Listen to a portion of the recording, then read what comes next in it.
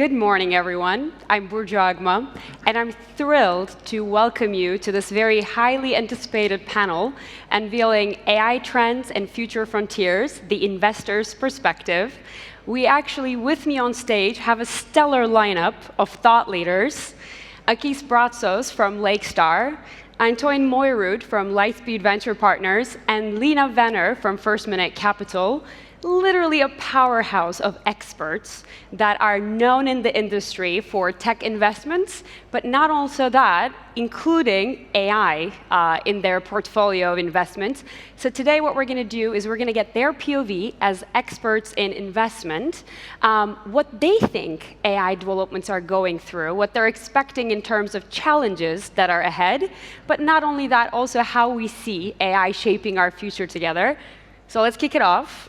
I want to start very briefly, kind of a little bit from the bird's eye view of the overall trends that you're seeing. So Lina, maybe we can start with you. What are some of the latest developments in AI that really excite you?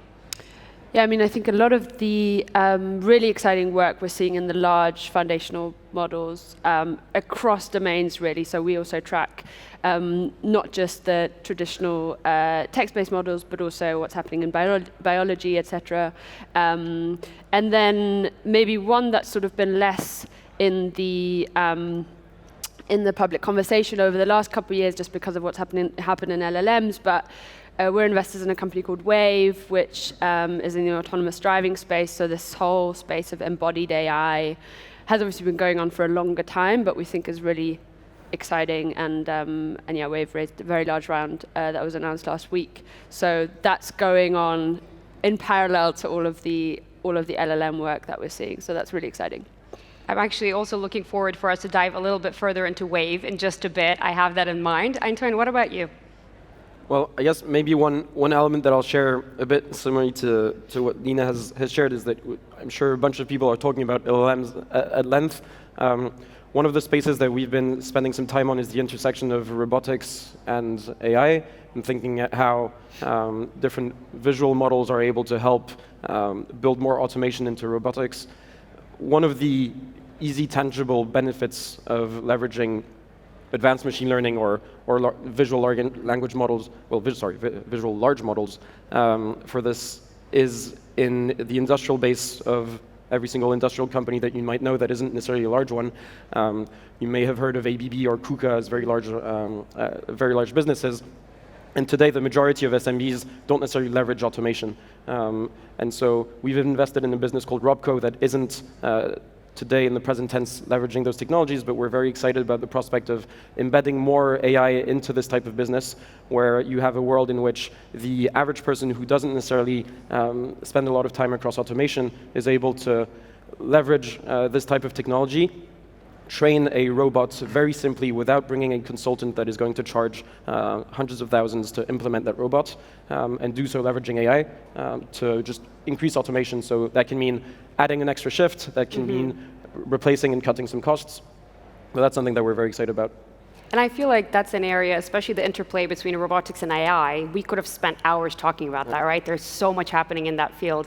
Akis, what about you? What are some of the thrilling developments that are happening in AI for you? I think, if you look at it from a sectorial perspective, one area where we're spending a lot of time is healthcare. Historically, it's been very much supply constrained. There's a lot of pent-up demand. That's why it's a very kind of inflationary space in healthcare. That kind of innovation has been unlocked more recently because LLMs are pretty good with unstructured data and with handling nonlinear processes. So some of the investments that we'll make are in that direction. So healthcare is one area. I think the other area that is quite interesting for us is also legal tech for similar reasons. I mean, the whole space around knowledge workers and tapping into services where SMEs and the mid-market and startups weren't able to access before is opening up as a result of agents, but also as a result of companies like OpenAI or Mistral or others where companies can build above and as a result offer a much better service where they could in the past. I think that's something that I'm quite excited about. I actually was planning to take us a little bit into verticals already, but you queued me up perfectly with tying into health tech. And I know all three of you have very strong investments in the health tech field. So I want to jump to that. And Akis, we can just continue with you, knowing that you guys have investments in Neko Health and Nelly. Can you tell me a little bit about where else you see health tech and AI going? I think what's interesting about healthcare is, comparatively to other industries, is a lot less digitized, of course, right? And you are effectively selling into people that have been studying for 10, 20 years, and they're quite averse when it comes to retraining and learning something new, right? Because they've gone through that. So selling software to doctors or administrative workers within healthcare has always been tricky. I think when it comes to the innovations there, and what has been the enabler effectively is, if you have a longer context window, if you have models that run on longer memory, this is very much suited towards healthcare, because you have a lot of different edge cases, and those processes require multiple different steps. In the past, in the beginning, when we were starting using AI a few years ago, it was all about incremental extraction of data and putting into some kind of database. That's nice, but you cannot really sell that as a product into healthcare. And one of the things that you've seen, in particular towards the space of digital healthcare, is around automating the back office of how, for example, you do expense management within large hospital organizations, how you connect that into billing. I think the next advent towards that is something, of course, a lot more expansive, a lot more complicated, and it has to do a lot more about biotech and drug development and that direction, which is, of course, very exciting, and it can open up a new market also for pharma companies, but also startups as they emerge into that field, and also have an edge when it comes to innovating with new people coming in. Love it. And Lina, for you, I know you guys invested in Nobla in the US. Yeah. So do you have anything else that you want to add on top of what Akis just said? Yeah. I kind of echoing what you say. I think a lot of the personalized medicine is still, we're going to see the value from that probably in a few years' time. I think today a lot of that is still promise.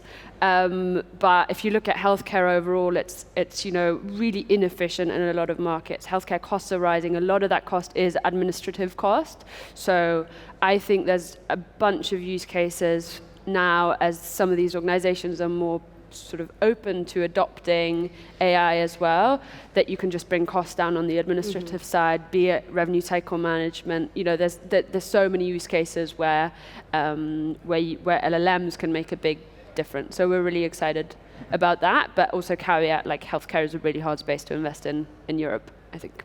Love it. And Antoine, I know with the Abridge US investment that you guys have, again, in the health tech space, is there anything else that is also shiny and interesting for us outside of the efficiencies with health tech and AI? Yes. So maybe because here we've spoken about the doctors, we've spoken about the consumer side of it, maybe I can speak a bit to the research piece. So Akis alluded to drug development. I think one of the interesting things that we're seeing is that whether it's within pharmaceutical companies or within doctors, you have all probably heard about RAG architectures and the ability to have a lot of information that's put into a database that people can then leverage information on the back of that exercise and that technology. What we've seen is that there are pharmaceutical companies that are very excited at the prospect of doing this for what's called medical affairs. So the idea is that when you work in a pharma company and you're pushing different drugs down the pipeline, you are able to use AI for advanced drug discovery. But then what happens is that if you see it as a funnel, you've got gradually those different candidates that are being pushed down the funnel, and there's a lot of administrative work that needs to be done to validate the research work that's been done behind this. And this is very administrative, is something that is very verticalized and specialized in the healthcare space and life sciences more broadly. And we're seeing some companies that are being very successful specifically in that what seems to be a very narrow application space of a technology, but that applies across all of pharma, some of research, and some companies are very successful in that space already.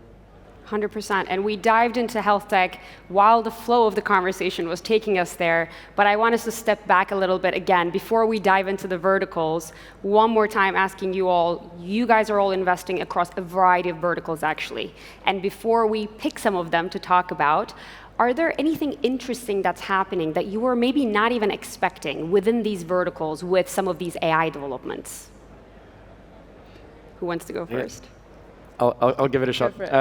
So I think one of the big things that, and I'm sure you will echo this, one of the big narratives that we're seeing right now is the narrative around agents.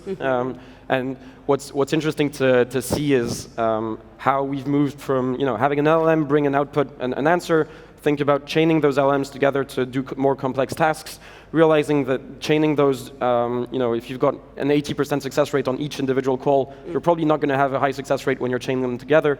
And so there's been a bit of a revival or a resurgence of reinforcement learning that's historically been used in gaming environments, for example, to see how you're able to solve that piece of chaining different models together and building what may have started as a prompt and just a quick question to a very complex workflow that leverages outside tools, API calls.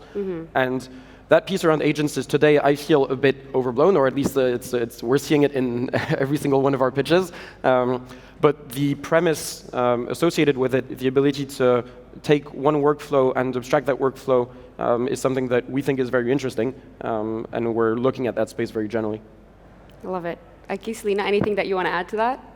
I think piggybacking on that a little bit, it's, if you look at this from a perspective of like the past 20 years, we moved on-prem into the cloud. That unleashed all sorts of applications being served as a service, right? In the beginning, it was all about the enterprise having access to best-in-class software. Nowadays, any company has access to between 50 to 80 SaaS apps. I think when it comes to agents themselves, the idea behind it is about democratizing knowledge work at scale in a way, right?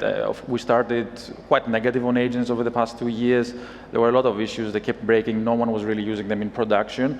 But now we see more and more on companies trying to abstract away legal work, for example, for SMEs, or the entire sales process of how you do outbound, collecting the transcript and then sending back an email, which are much more complicated processes compared to what at least I thought we would get to at this point. And for me, what was the most surprising is ultimately the pace of change in that market. It's quite staggering to see how much innovation there is and how quickly things are changing. And some of the things that I thought over the past 2 years and some of the companies I would never really invest in now are becoming more and more relevant because they're having a lot of success selling it to really actually incredible businesses and abstracting complexity from departments where in the past it was actually thought very difficult because of how unstructured and non-linear that was. I love it. And Lina, when I'm turning this to you, I'm actually going to merge this with something else that I had in mind. You mentioned Wayne. We know that they just closed their Series C round with $1 billion investment, and you guys were actually in the pre-seed of Wayne. And you are also investing in very unique areas of leveraging AI similar to Wayne. So where else do you see these different opportunities for AI coming in, taking Wayne as a baseline? How to frame this? So yeah, I think as a seed fund, we kind of have the luxury to invest either from a sort of, we have a thesis on where this space is going to go and where this market's going to go, or we just find like really, really exceptional teams and like we have a question mark on where the market is going, but we kind of back the team to figure it out. And I think Wave was a good example of that. It was a very contrarian approach to autonomous driving, using this like fully end-to-end, effectively like a total black box approach, which a lot of experts thought wouldn't work. And in our model, that's exactly the type of risk that we want to have because it's contrarian. So you can only really make money if you're not, if everyone else thinks you're wrong, kind of. And that bet ended up being, they've still got a lot to prove, but that ended up being a good bet for us. I think at the moment as well, that's my mic gone. Our mic is gone. Yeah. For Lina, here we go. Okay, awesome. At the moment as well, maybe a not super obvious space where we're looking is like tech-enabled services, for example. So we think it's the first time really that you can build with a services business, you can build a really interesting company that maybe doesn't quite look like a SaaS business, but we also think a lot of the like low-hanging fruit in SaaS has been picked. Yeah. So we're looking at like the BPO space, and can you build? We just made an investment in a TPA and a third-party administrator for claims processing. So where you don't really have to change the structure of the market, you don't have to sell software to players that aren't good software buyers, but rather you can slot into a legacy industry alongside legacy players and build a really, really interesting business with really interesting margins. So maybe as like a not super obvious space of where we're searching at the moment. That's very interesting. And when we're talking about legacy, I can tie this, Antoine, to you, which is an area that I'm really interested in about custom LLMs for businesses. We know that Lightspeed invested in Mistral AI last year, currently at $6 billion valuation, 3 times the size in December. So I'm really interested in this area in terms of knowing that you have, as Lightspeed, excitement in custom AI. Where do you see that playing, considering how businesses are adapting to it in terms of their pace versus how LLMs are evolving? So when you think about the business pace, it's pretty clear that last year a lot of companies were taken by surprise in terms of, hey, what do we do with this AI thing? Yeah. And to a certain degree, a lot of companies are still at that stage today. I'd say that most of the companies leveraging AI are pretty much in the POC stage. Some of them have pushed things into production, but if they have, it's mostly internal tools. And when you think about Mistral and how they've been navigating that space, I'd say there's 2 things. One is around the understanding of efficiency. So there's this element of, hey, we're going to be trialing things and we're going to be experimenting with AI, but there's also the compute constraints and the costs that are associated with it. And one thing that we've been hearing that maybe is useful for the audience is that within large corporates, we made the decision with Mistral to focus on the hyperscaler partnerships from day one, and that meant securing partnerships with the likes of GCP, AWS, Azure, Snowflake, and others. And the intent behind this is that when you speak with very large organizations, they already have compute credits that were pre-negotiated a while back before this ChatGPT moment, and they're finding a way to use those to be able to renegotiate them down the line. And what's interesting to note is that when you're an LLM provider and you've got those partnerships, you have as much interest as can be to work in partnership with those different hyperscalers, because that's where the customers are going to be. And so when you look at Vertex AI, Bedrock, those types of platforms, it's important to be referenced there and use those capabilities as well to be able to be close to the customers. And that's where really exciting stuff is going to happen with businesses as they start to adapt throughout the rest of the year, we're expecting. So I want to tie that through LLM's adoption to businesses, to digitalization. So Akis, I know that you guys are really much focused on digitalization, especially with startups in your portfolio like Builder AI, completely revamping the game in app development, app production. So where else do you see the interplay of AI and digitalization focused on businesses? Yeah, I think when Builder was started, it was 7 years ago or so. Very much in the beginning of when people were becoming aware about transformers, but not quite productizing themselves, right? It's a company that is effectively chaining together multiple different techniques, from code-gen to CNNs, all the way to NLP, in order to automate the application development process for businesses, with the underlying premise being that you're in practice under-resourced and there's not enough developers out there, and hence we're going to abstract that complexity away. So that's kind of one part of the market. I think for us, when we look at the broader context of digitization, which is, I have a bit of a love-hate relationship with the word itself, we're still at the point where 60–70% of the work has migrated into the cloud, so we have quite a lot of way to go, and this is literally just step one, because after you migrate there's all sorts of things that you can't do because you have access to data and info that you didn't really have before.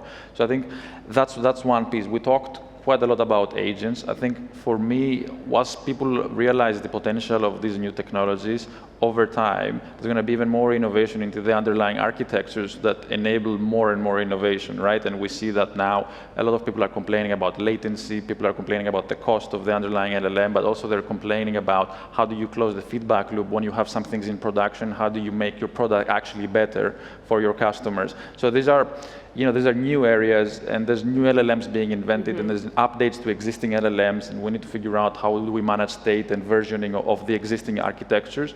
And I think when I look at the broader ecosystem, I'm personally quite excited, because every few months there's a new update, there's a new advancement. Mistral is publishing new models, OpenAI is publishing new models, and as a result, I think if you look at this from a perspective of the next 5 years, the entire ecosystem, from small companies all the way to large enterprises, has the potential to benefit and lift the entire kind of technology space.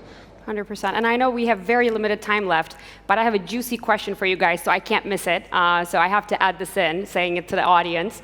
As investors in the space and knowing how fast this entire space is changing, how do you guys predict the long-term success, the ROI of these investments, if you were to mention it in a few words?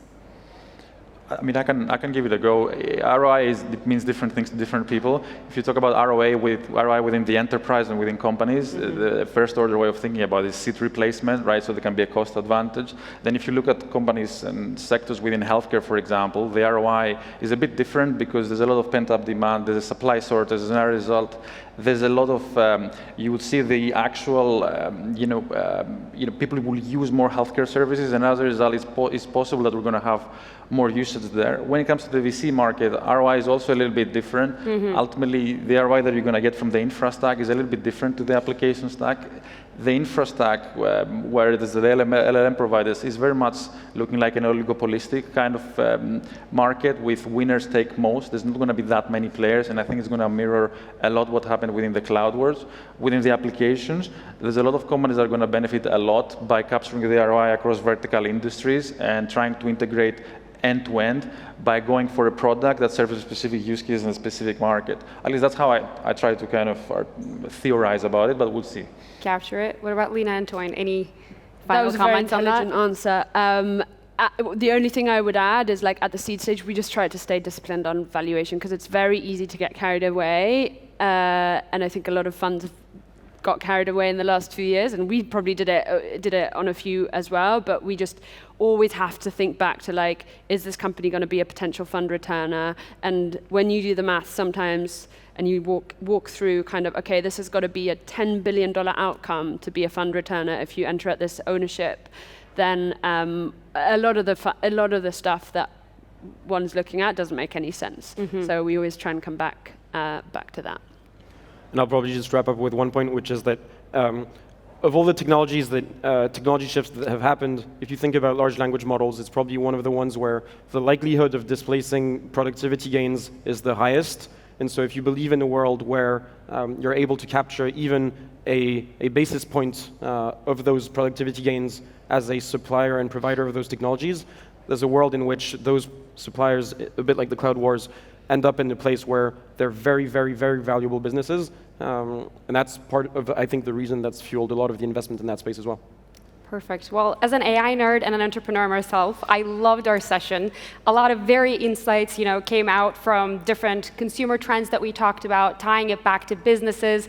So thank you so much. I very much appreciate our session. I'm thanking you on behalf of Tech.eu Summit as well. And knowing that in our audience, we have entrepreneurs, tech investors, I know for a fact that our discussion will carry on throughout the rest of the day. So thank you so much, and enjoy the rest of your day today. Thank you. All right.